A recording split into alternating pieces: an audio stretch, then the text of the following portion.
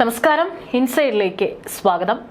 ലോകം അവസാനിക്കുന്ന കാലത്തോളം വന്നുകൊണ്ടേയിരിക്കും ലോകാവസാനത്തെക്കുറിച്ചുള്ള പ്രവചനങ്ങൾ. യാതൊരു കുഴപ്പവുമില്ലാതെ എല്ലാം ശാന്തമായിരിക്കുന്ന സമയത്ത് പോലും ഇത്തരം പേടിപ്പെടുത്തുന്ന പ്രവചനങ്ങൾ എത്തുക പതിവാണ്. അപ്പോൾ പിന്നെ മൂന്നാം ലോക മഹായുദ്ധം ആരംഭിക്കാനുള്ള എല്ലാ സാധ്യതയും മുന്നിൽ തെളിഞ്ഞിരിക്കുന്ന സമയത്ത് അത്തരമൊരു പ്രവചനം വരുന്നതിൽ ഒട്ടും അതിശയോക്തിയില്ല. ഗൂഗിളിന്റെ ഇന്നേ വരെയുള്ള ചരിത്രത്തിൽ ആദ്യമായി മൂന്നാം ലോക മഹായുദ്ധം എന്ന വാക്ക് ഏറ്റവും അധികം പേർ തിരഞ്ഞ നാളുകൾ കൂടിയാണ് കടന്നു പോകുന്നത്. ഗോയിങ് ടു വാർ എന്ന വാക്കുകളും ഗൂഗിളിൽ ഇതുവരെ ഇല്ലാത്ത വിധമാണ് സെർച്ച് ചെയ്യപ്പെടുന്നത്. അതിനുള്ള കാരണം നമ്മുടെ ലോകത്തിന്റെ പല കോണുകളിൽ നടക്കുന്ന യുദ്ധങ്ങൾ തന്നെയാണ്, അതിന്റെ ഭീകരത തന്നെയാണ്. ഇനിയൊരു ലോക മഹായുദ്ധം കൂടി ഉണ്ടാകാൻ സാധ്യതയുണ്ടെന്നാണ് പലരും വിശ്വസിക്കുന്നത്. ആദ്യത്തെ 2 ലോക മഹായുദ്ധങ്ങളുടെ ഭീകരത ഇപ്പോഴും വേട്ടയാടുന്നതിനിടെയാണ് മൂന്നാം ലോക മഹായുദ്ധത്തെക്കുറിച്ച് വീണ്ടും ജനങ്ങൾ ചിന്തിക്കുന്നത്. ഇനി വരാൻ പോകുന്ന യുദ്ധം ആണവായുധം ഉപയോഗിച്ചുള്ളതായിരിക്കാമെന്നാണ് വിദഗ്ധരടക്കം അഭിപ്രായപ്പെടുന്നത്. കാരണം കാലം മാറി, സാങ്കേതികമായിട്ടെല്ലാം തന്നെ എല്ലാ രാജ്യങ്ങളും വികസിച്ചുകൊണ്ടിരിക്കുകയാണ്. പലതരത്തിലുള്ള മാരകായുധങ്ങളും എല്ലാ രാജ്യങ്ങളുടെയും കൈവശമുണ്ട്. അതിൽ പലതും വളരെ രഹസ്യമാണ്.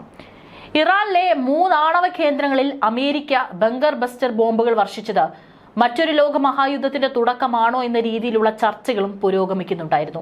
ഇപ്പോഴിതാ മൂന്നാം ലോക മഹായുദ്ധത്തെക്കുറിച്ച് മുൻപ് നടന്ന ചില പ്രവചനങ്ങളാണ് ചർച്ചയാകുന്നത്. മൂന്നാം ലോക മഹായുദ്ധത്തോടെ ലോകം അവസാനിക്കുമെന്ന പ്രവചനവും ഇതിനു മുൻപ് പലപ്പോഴും വന്നിട്ടുണ്ട്. ലോകം ഇങ്ങനെ മുഴുവൻ ആകാംക്ഷയുടെ മുൾമുനയിൽ നിൽക്കുമ്പോഴാണ് പല പ്രവചനങ്ങളും വീണ്ടും ചർച്ചയാകുന്നത്. ഇത്തരം പ്രവചനങ്ങൾ വിശ്വസിക്കുന്നവരും വിശ്വസിക്കാത്തവരും നമ്മുടെ സമൂഹത്തിലുണ്ട്. അതെല്ലാം ഓരോരുത്തരുടെയും വ്യക്തിപരമായിട്ടുള്ള താല്പര്യങ്ങൾ അനുസരിച്ചിരിക്കും. നോസ്ട്രഡാമസ്, ബാബ വാങ്ക പോലുള്ള നിരവധി ജ്യോതിശാസ്ത്ര വിദഗ്ധർ മൂന്നാം ലോക മഹായുദ്ധം ഉണ്ടാകുമെന്ന് വർഷങ്ങൾക്ക് മുമ്പേ പ്രവചിച്ചിട്ടുണ്ട്. ഇതിൽ ചിലർ നടത്തിയ പ്രവചനങ്ങളെ വിലയിരുത്തുമ്പോൾ ഇതിൽ ആദ്യത്തേത് എടുത്തു പറയേണ്ടത് നോസ്ട്രഡാമസ് നടത്തിയിട്ടുള്ള പ്രവചനമാണ്. 16-ാം നൂറ്റാണ്ടിൽ ജീവിച്ചിരുന്ന ഫ്രഞ്ച് ജ്യോതിഷിയും വൈദ്യശാസ്ത്രജ്ഞനുമായിരുന്നു നോസ്ട്രഡാമസ്.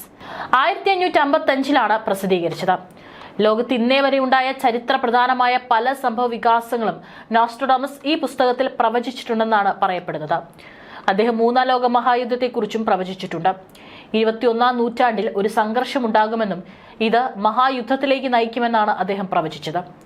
2009-നും 2013-നും ഇടയിൽ യുദ്ധം നടക്കുമെന്നും ഇത് 27 വർഷം നീണ്ടു നിൽക്കുമെന്നും നോസ്ട്രഡാമസ് അഭിപ്രായപ്പെട്ടിരുന്നു. എന്നാൽ ആ പ്രവചനം യാഥാർത്ഥ്യമായിട്ടില്ല. അടുത്തതാണ് ആഥോസ് സലോമി. ജീവിച്ചിരിക്കുന്ന നോസ്ട്രഡാമസ് എന്ന് വിളിക്കപ്പെടുന്ന ബ്രസീലിയനായ പാരാസൈക്കോളജിസ്റ്റാണ് ആഥോസ് സലോമി. നാട്ടുകാർക്കിടയിൽ മനോരോഗി എന്ന വിളിപ്പേരുമുണ്ട്. തന്റെ കഴിഞ്ഞ 4 പ്രവചനങ്ങളും യാഥാർത്ഥ്യമായെന്ന് ഇദ്ദേഹം അവകാശപ്പെടുന്നു. COVID-19, എലോൺ മസ്കിന്റെ ട്വിറ്റർ ഏറ്റെടുക്കൽ, എലിസബത്ത് രാജ്ഞി 2ാമന്റെ മരണം, ചിഹ്നഗ്രഹത്തിന്റെ ഭീഷണി തുടങ്ങി തന്റെ പ്രവചനങ്ങളെല്ലാം യാഥാർത്ഥ്യമായെന്ന് അവകാശപ്പെടുന്ന ആളാണ് ആഥോസ് സലോമി. 2025-ൽ മൂന്നാം ലോക മഹായുദ്ധത്തിന് തുടക്കമാകുമെന്നാണ് അദ്ദേഹം കഴിഞ്ഞ വർഷം പ്രവചനം നടത്തിയത്. മിഡിൽ ഈസ്റ്റിലും റഷ്യയിലും വർദ്ധിച്ചു വരുന്ന യുദ്ധ സംഘർഷങ്ങൾ ഇതിന്റെ സൂചനയാണെന്നായിരുന്നു അന്ന് ആഥോസ് പറഞ്ഞത്. മൂന്നാം ലോക മഹായുദ്ധം സാങ്കേതിക വിദ്യയുടെ കൂടി, അതായത് AI അടിസ്ഥാനമാക്കിയായിരിക്കുമെന്നും അദ്ദേഹം സൂചിപ്പിച്ചിരുന്നു. താൻ പ്രശംസയോ അനാവശ്യമായ വ്യക്തിപരമായ അംഗീകാരങ്ങളോ ആഗ്രഹിക്കുന്നില്ലെന്നാണ് ആഥോസ് പലപ്പോഴും പറഞ്ഞിട്ടുള്ളത്. എന്നാൽ തന്റെ പ്രവചനങ്ങൾ യാഥാർത്ഥ്യവുമായി എന്ന പരസ്യ സാധൂകരണം താൻ ആഗ്രഹിക്കുന്നുണ്ടെന്നും അദ്ദേഹം കൂട്ടിച്ചേർത്തു. പലപ്പോഴും താൻ നടത്തിയ പ്രവചനങ്ങളുടെ ക്രെഡിറ്റ് മറ്റുള്ളവർ കൊണ്ടുപോകുന്നത് തന്റെ ശ്രദ്ധയിൽപ്പെട്ടിട്ടുണ്ടെന്നും അദ്ദേഹം കൂട്ടിച്ചേർത്തു. റഷ്യയുടെ യുക്രൈൻ ആക്രമണത്തോടെ മൂന്നാം ലോക മഹായുദ്ധത്തിനുള്ള സാധ്യതകളെക്കുറിച്ച് ലോകത്ത് ചർച്ചകൾ ആരംഭിച്ചിരുന്നു.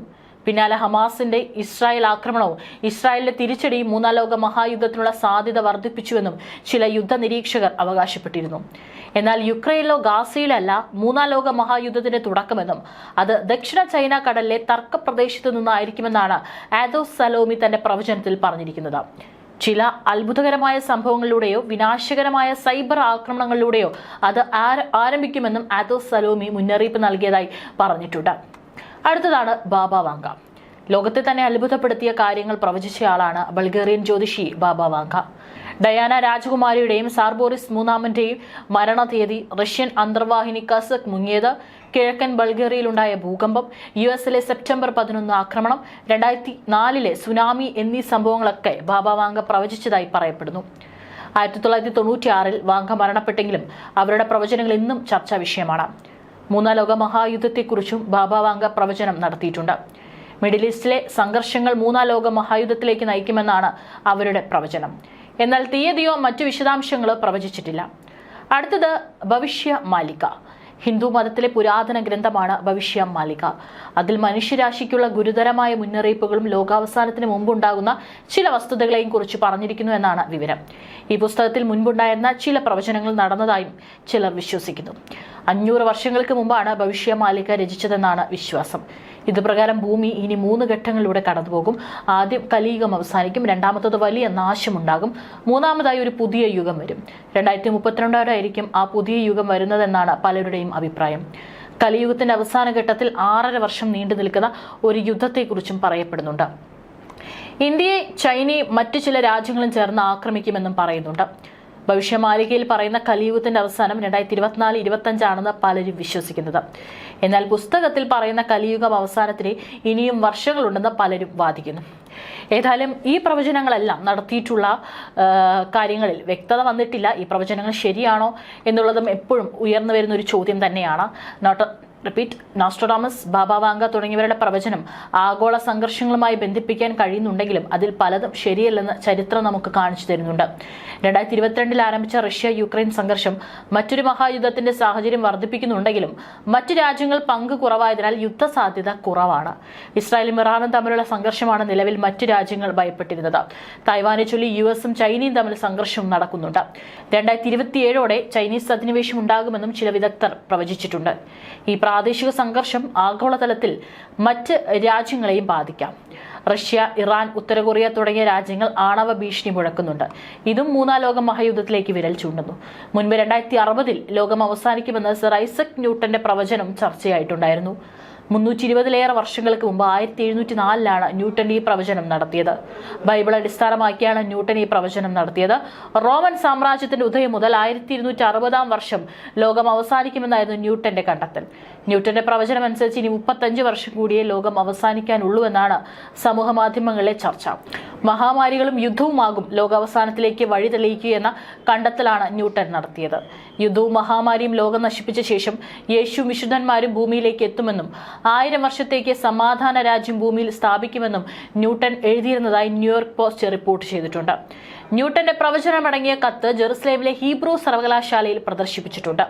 ന്യൂട്ടന്റെ മതവിശ്വാസത്തെക്കുറിച്ച് വളരെ കുറച്ച് വാർത്തകൾ മാത്രമാണ് പുറത്തു വന്നിട്ടുള്ളതെന്നും പോസ്റ്റ് പറയുന്നു.